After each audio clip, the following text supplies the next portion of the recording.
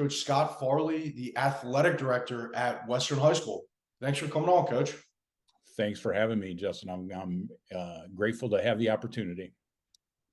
Yes, sir. So Coach Farley, been involved in high school athletics for about 35 years and 29 as a head football coach. So to start things off, Coach, can you just share with the audience a little bit about your background and how you got into your current role as the athletic director? Well, I started coaching in the fall of 1988 at Heartland High School, was an assistant there for 3 years. After that, got a teaching position, a coaching position at my alma mater, Leslie High School, was an assistant there for 2 years, and then took over as the head coach, was the head coach there for 20 years. Before we took over at Leslie, including the time when I was playing at Leslie, very substandard football program, not a lot of winning. We kind of took it over, and it took us a while, but over the course of time, it had the most successful 20 years in the history of the program, due in large part not to me, but in a lot of other people, their involvement with the program and their interest in the program. Had the opportunity after 20 years there to move to a larger urban high school within driving distance of Leslie at Jackson High School, another program that had struggled for years. And once we took that over and figured out, what we needed to do to improve that program, which took us a couple of years, we put together my last 7 years there was the most successful 7-year period in the history of that school. At the end of the 2021 season, I had kind of decided that I was going to coach one more year and then retire from coaching. And in the meantime, that spring, the athletic director position at Parma Western, which is right next to Jackson Jackson Public School District, the AD job came open, and I had a number of people reach out to me about that job, including the principal, who was the captain of my first team in Leslie, about taking that job. And I looked into it, and it was an opportunity too good to pass up. And so I missed out on that last year of coaching. And what I've discovered in the meantime is that I wasn't done coaching, and I miss coaching like crazy.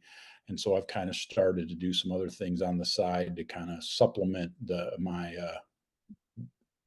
missing coaching. Sure. And on your website, Coach, I just saw you have a really strong emphasis on staff and player development, especially when it comes to physically, mentally, emotionally, spiritually. Can you just talk a little more about that? Well, that really has always been the focus of our program, going all the way back to the early days in Leslie, is really being in touch with what your why is as a coach and what your why is as a program. To quote Simon Sinek's book, we were all about building young men to be good fathers, good husbands, and good leaders in their community, and that everything we did came from that why, and through that developed good players, both in all aspects of their life, which then creates better football teams, which creates better football programs, which wins football games. And so the player development part of it really focused a lot on just the whole person and developing leadership. In Leslie, we really focused heavily on developing leaders. And when we were in Jackson, Jackson is a very diverse school. Racially, it's about 50% Caucasian, 40% African American, and 10% every other nationality you can, Middle Eastern, Asian, Central American, just a really cool melting pot of racial diversity. But the real diversity at Jackson was socioeconomic, where we had kids who were living in $2 million mansions, and I had kids that were homeless. So building a team really became the central focus there, because of that's what we needed. We had kids that were growing up in the same community, but growing up in totally different worlds. And we had to build connections and build commonality and really bring out the things that were the same about all of us, as opposed to the things that were different that we see from the outside. Sure. And that was really, you talked about staff development. Staff development is really the key to the whole thing, and building a cohesive staff and developing those coaches as well. Yeah. And going off of your one point, just talking about your why. And I think if you have a strong enough why, any kind of player, regardless of socioeconomic background, is going to be able to resonate with that. And it sounds like from your successes over the past 30 years or so that you've done a really good job at that. And also on your website, I just noticed that you've been a member of the Michigan High School Football Coaches Association board. So can you talk a little bit more about that and what that experience has been like? Well, I started out just as a region director, to try to be of service to the game of football and to try to have some kind of an impact on the future of Michigan football. And through that organization, was the chair of the youth football committee for a number of years, and in trying to build connections with youth football in Michigan to high school football with varying degrees of success. And then was selected to be the vice president, which I would have been the vice president for a year, and then and then taken over as the president. But they changed the bylaws, and so those were going to be 2-year terms. So I was the vice president for 2 years. And in the meantime, between my vice president time and my president time, I was selected as the executive director. So I was literally the president of the association for like 2 minutes at a meeting, and the gavel got passed to me, and then I passed it on to the next person. But it was a really valuable experience for me in building connections with other great coaches, and trying to have a positive impact on the game across the state. And I was the executive director during COVID. And so we were able to build some really strong bonds with the Michigan High School Athletic Association as a result of working together to kind of get us through that difficult season.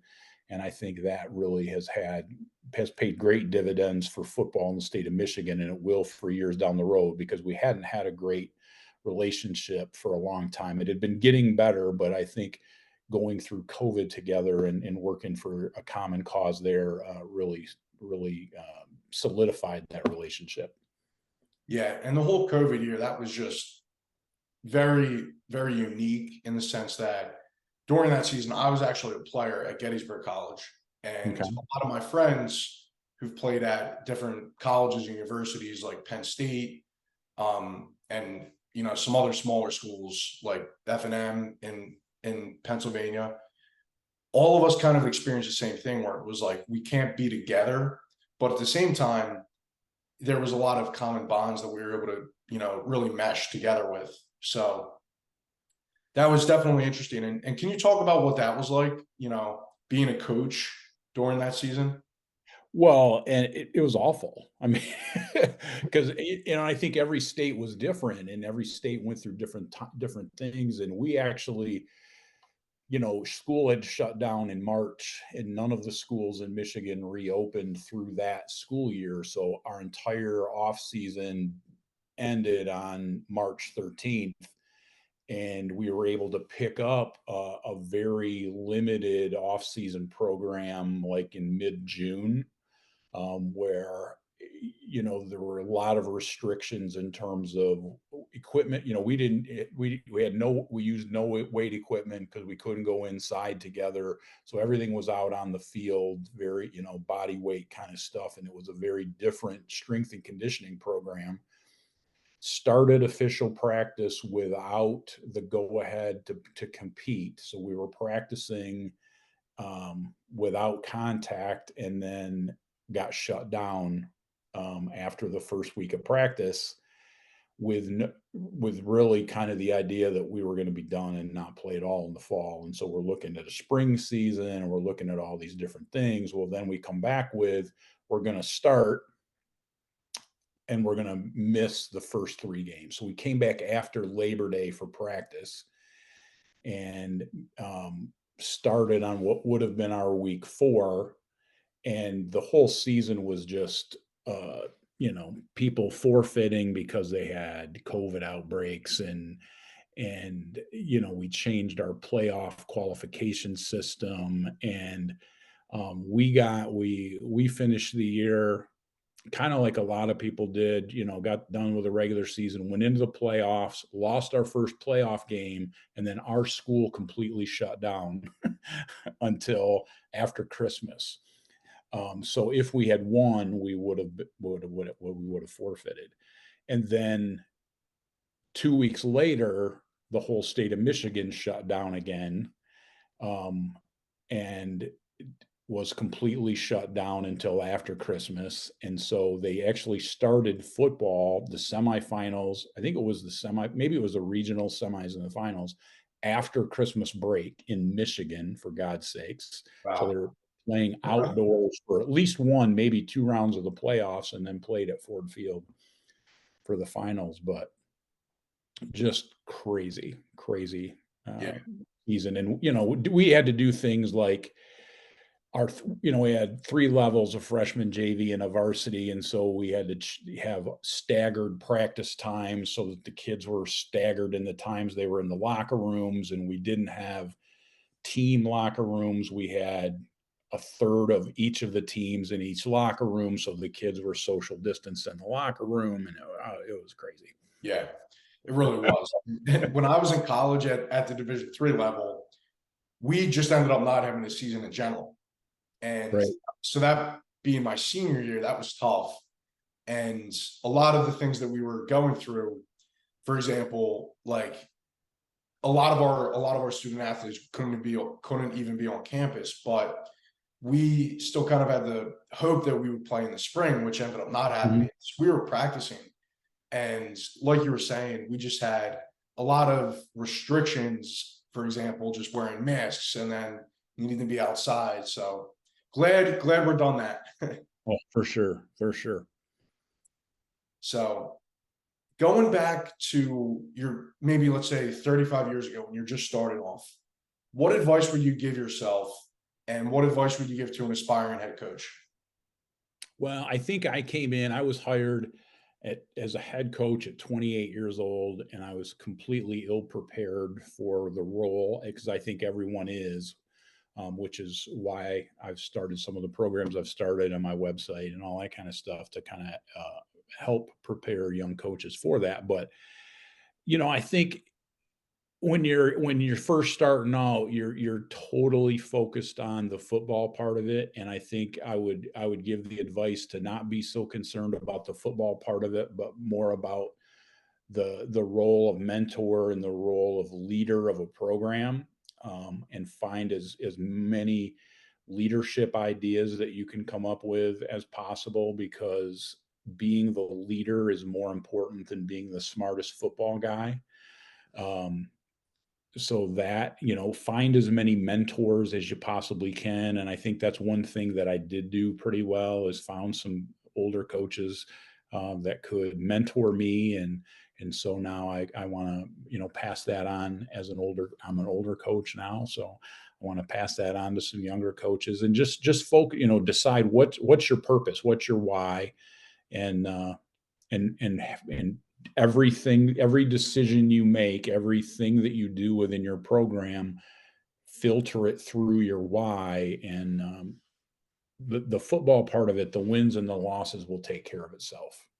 Definitely. And I saw on your website as well that it looks like you have a lot of articles. For example, it says how good do you want to be by Nick Saban and some others. So what's your why with wanting to have those resources on your website for coaches? Well, I think the purpose for all those resources is, I think you can't stop learning.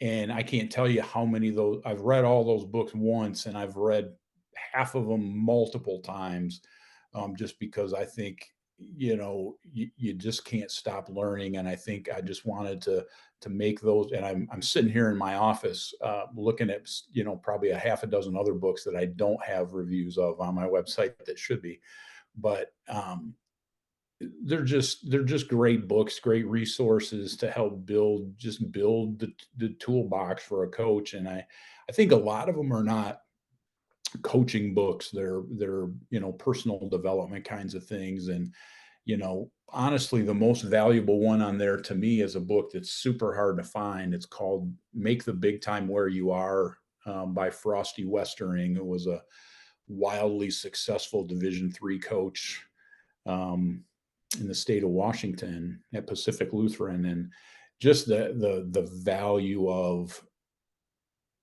not looking for the next job, not looking for the next step on the ladder, but being focused on being where your feet are, and building that, and building those relationships, and focusing on, the things that you can control.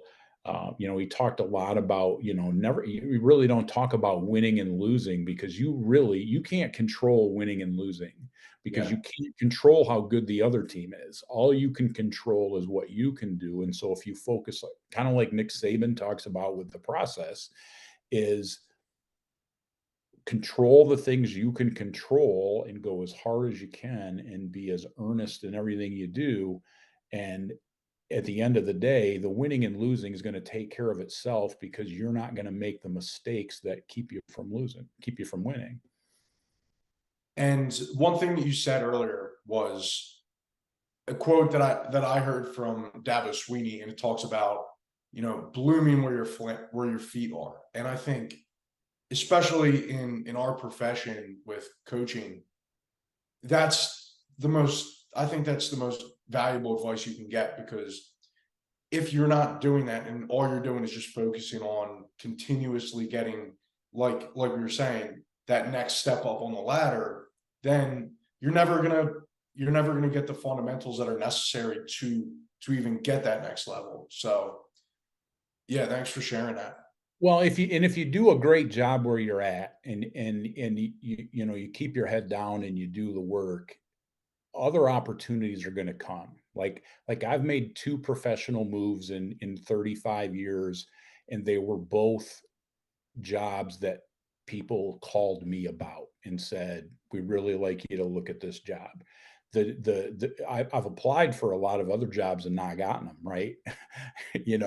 But those weren't the ones for me. And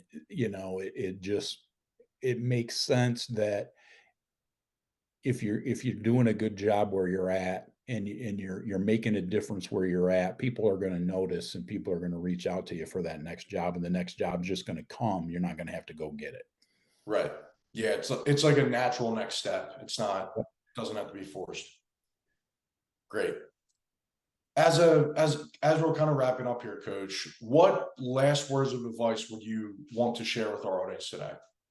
Well, just continue to grow, and continue to focus on the things that really make a difference. I know we all love football, and we all want to build our X's and O's, but the reality is it's about building people and building relationships with people. And I think if you focus on building up those individuals, building a team, and building a great staff, that's where you're going to develop. And I think that's really kind of where I'm at with my career now, is I'm in the process of building an online team building program that'll be available, hopefully here within the next month or so, and also an online staff development program that'll come out at the first of the year. So it's CoachScottFarley.com. Keep checking those things out.